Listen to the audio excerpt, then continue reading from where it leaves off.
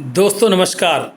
मैं एक बार आपके सामने फिर आपका दोस्त डॉक्टर राकेश आर्य इस मिशन अनस्टॉपेबल पर आपका स्वागत करता हूं। मैं इस जर्नी को आगे इस तरह बढ़ाना चाहता हूं, जैसे आपकी सांस लगातार चलती है ऐसे ही आपके जीवन में खुशियां भी चल सकती हैं और चलनी चाहिए, और ये आप डिज़र्व करते हैं। अक्सर आपने महसूस किया होगा, लोग बोलते भी हैं, मैं लोगों को सुनता हूँ, उसी आधार पर मैं आपसे बात कर रहा हूँ। मेरे किसी भी बात का किसी व्यक्ति या घटना से कोई संबंध नहीं है, लेकिन अक्सर आप ऐसा अनुभव करते होंगे या लोगों को देखते होंगे कि सुख हमें लगता है कि बहुत देर से आता है और थोड़ी देर के लिए आता है, जबकि दुख बहुत जल्दी आ जाता है और देर तक रहता है, ऐसा हमें लगता है। दोस्तों, जो ये सुख और दुख है, ये एक रेसिपी की तरह है। हर बार रेसिपी एक जैसी बनाना आसान नहीं है, असंभव भी नहीं है, लेकिन मुश्किल है। इसके लिए साधना करनी पड़ती है। जैसे मैं आपको एक छोटी सी घटना सुनाता हूँ। एक बार एक व्यक्ति ने एक नया ढाबा खोला, तो उस दिन उसने अच्छी से अच्छी सब्जी, अच्छी से अच्छी दाल बनाई और बहुत मेहनत से काम किया। अब कुछ यात्री आए, ढाबे पर रुके और उन्होंने खाना खाया। उन्होंने खाना खा के बहुत टेस्टी लगा, बोला आपकी दाल बहुत अच्छी है।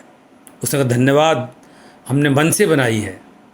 उन्होंने खाना खाया, पैसे दिए, टिप भी दी और वो आगे चले गए। अब 2 दिन बाद ये वही यात्री लोग वापस उस ढाबे पर रुके, बोले खाना वहीं खाएंगे यार, नया ढाबा है और दाल भी बहुत टेस्टी बनी थी। तो जब वो उस वापस रास्ते पर रुके तो उस व्यक्ति ने, जो लोग खाना खाना चाहते थे, उस ढाबे वाले व्यक्ति से कहा कि भैया वही दाल खिलाना उस दिन वाली। तो ढाबे वाले ने कहा ठीक है।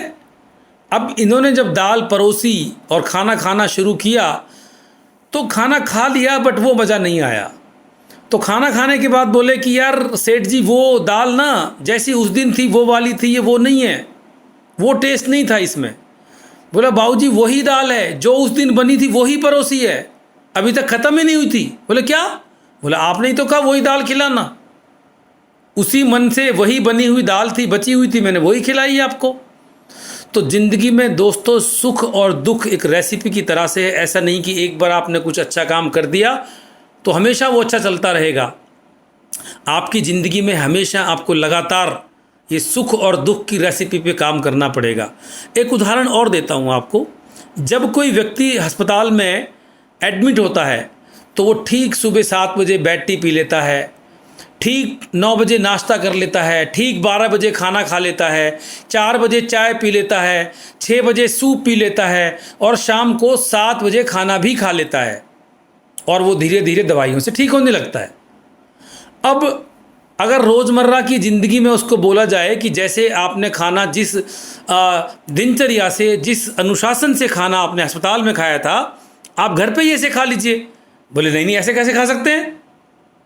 तो आप दोस्तों सोचिए कि जब भी आप अनुशासन में रहेंगे तो आपको सुख का अनुभव धीरे धीरे आना शुरू होगा, क्योंकि अनुशासन को वक्त लगता है आपको सुख देने में।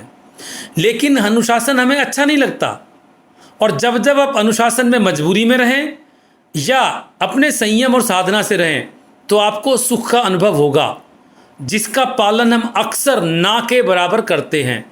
तो जितना आपने अनुशासन का पालन किया उतना आपको सुख मिला, और जितना आपने अनुशासन का पालन नहीं किया उतना सुख नहीं मिला, और जब सुख नहीं मिला तो आप उसे दुख कहते हैं। अब कई बार लोग कहते हैं कि राकेश जी, ये संडे को तो एक बार चलता है, महीने में एक बार तो ऐसे कर सकते हैं।